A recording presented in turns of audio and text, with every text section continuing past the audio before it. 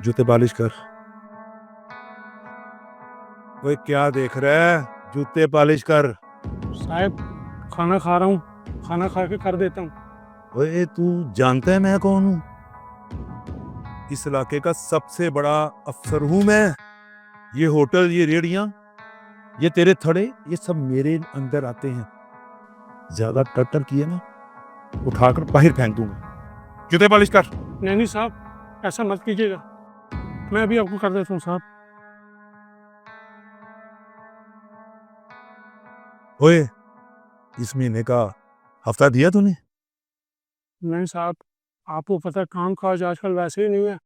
मेरा अब्बा भी बीमार है, जो पैसे थे मैंने उसकी मेडिसिन ले ली। ओए अपने घर के मसले अपने पास रख, पैसे निकाल, नहीं तो उठा अपना सामान इधर से और निकल। नहीं साहब जी, मैं कुछ करता हूँ।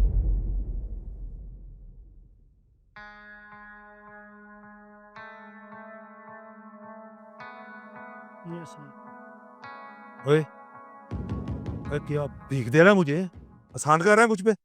5,000 निकाल, 5,000। ओए रख अपने पास। साहब पहले तो 500 होता था ना, तो ये एकदम से 5,000 कहाँ से हो गया? आपको तो पता है मैं तो हफ्ते का 3,000 रुपया कमाता हूँ। 5,000 तो देना मेरे लिए बहुत मुश्किल है।